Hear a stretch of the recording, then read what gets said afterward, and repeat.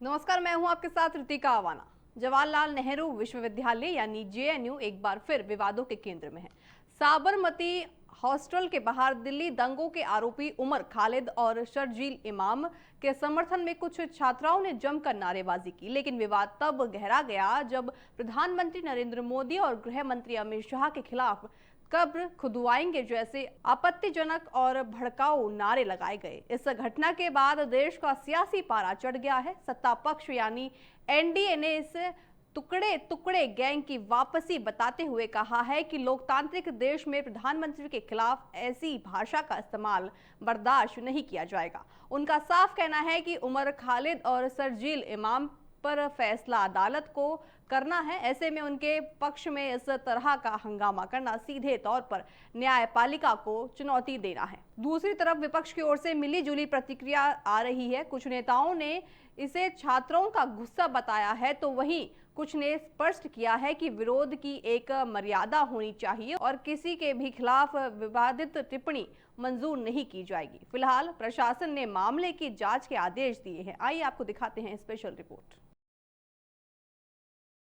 जवाहरलाल नेहरू विश्वविद्यालय यानी जेएनयू में एक बार फिर पीएम मोदी और गृह मंत्री अमित शाह के खिलाफ साबरमती हॉस्टल के बाहर आपत्तिजनक नारेबाजी की गई है। ये नारेबाजी दिल्ली दंगे के आरोपी उमर खालिद और देशद्रोह के आरोपी शर्जील इमाम के समर्थन में हुई। छात्रों ने मोदी शाह तेरी कब्र खुदेगी जेएनयू की धरती पर जैसे नारे लगाए। इन नारों के बाद विवाद गहरा गया है। इन नारों के बाद अब राजनीतिक प्रतिक्रियाएं भी सामने आ रही हैं। एनडीए नेताओं की माने तो फैसला कोर्ट का है, इसलिए ऐसी गतिविधियां स्वीकार नहीं की जाएंगी। शर्जील इमाम और खालिद अंसारी तो वो काम करने का काम किया। मैं तो कोर्ट को धन्यवाद देता हूं, सुप्रीम कोर्ट को भी नहीं मानोगे? जो भारत को काटने का बात करे, पाकिस्तान की सोच रखे, पाकिस्तान के सोच के टुकड़े टुकड़े गैंग की जरूरत भारत में नहीं है।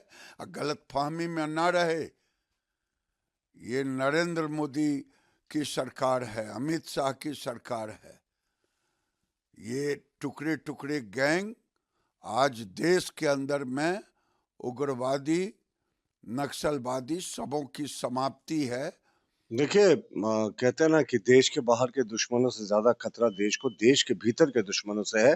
अब सर्वोच्च न्यायालय ने निर्णय लिया, राष्ट्रहित को सर्वोपरि माना और जिस तरीके से सांप्रदायिक दंगे को फैलाता है, आतंकवाद का साथ देता है, उसका बिल रिजेक्ट हुआ। पूरे देश में खुशी की लहर है, लेकिन इसमें भी कुछ फिक्र परस्त और कुछ जिहादी मानसिकता वाले लोग आज भी प्रधानमंत्री जी के लिए, गृह मंत्री जी के लिए कब्र खोदने जैसी आपत्तिजनक नारे लगा रहे हैं। तो आप नारे लगाते रहो साहब।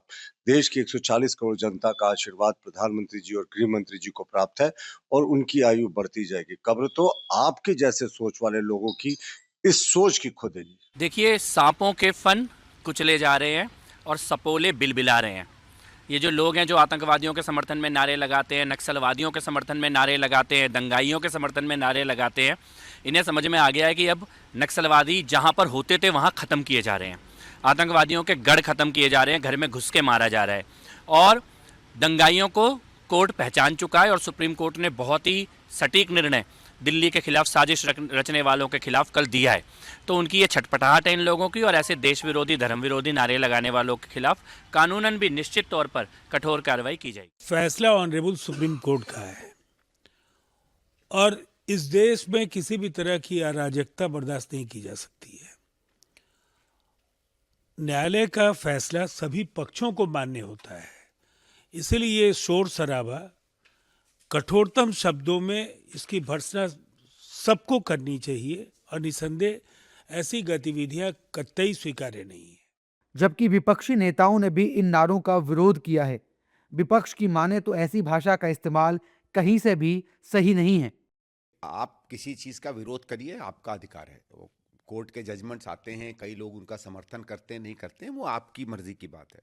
लेकिन इन तरीके की भाषा का इस्तेमाल करने की मैं बिल्कुल निंदा करता हूँ। कहीं भी कोई भी ऐसी भाषा, चाहे राजनीतिक हो चाहे सामाजिक हो, जिसमें हिंसा हो, जिसमें आप लोगों के खिलाफ लोगों को भड़काने की कोशिश करें, भले आपका मकसद कोई भी हो, आपका मन कोई भी हो, ये बिल्कुल भी गलत बात है। कांग्रेस ने हमेशा इस बात को कहा है कि सार्वजनिक समाज में, दुनिया में हम लोगों को शब्दों का चयन बहुत ध्यान से करना चाहिए और इस तरीके की भाषा का बिल्कुल भी इस्तेमाल नहीं होना चाहिए। कि हमारे लोकतंत्र में मुर्दाबाद जैसे नारे भी बंद हो जाने चाहिए। क्या बंद हुआ? उन नारों में और मुर्दाबाद, फलाना पार्टी मुर्दाबाद, फलाना व्यक्ति मुर्दाबाद में कोई फर्क है? नहीं है ना। तो ये सेलेक्टिव आउटरीच क्या? आइए सब बैठ करके तय करें। आक्रोश स्वाभाविक है। हम में से भी बहुत लोगों को लगा था कि शर्जील और उमर को बेल मिलनी चाहिए थी। 5 साल से ज्यादा हो गया, ट्रायल के नाम पे 0। और उसके बाद एक आध चीजें चिंता का सबब है कि कितना बरस कोई जेल में रहे कि उसके लिए कॉन्स्टिट्यूशनल प्रोटेक्शन एक्टिवेट हो पाएगा। ये क्रिमिनल जस्टिस सिस्टम के लिए भी एक तरह का आघात था।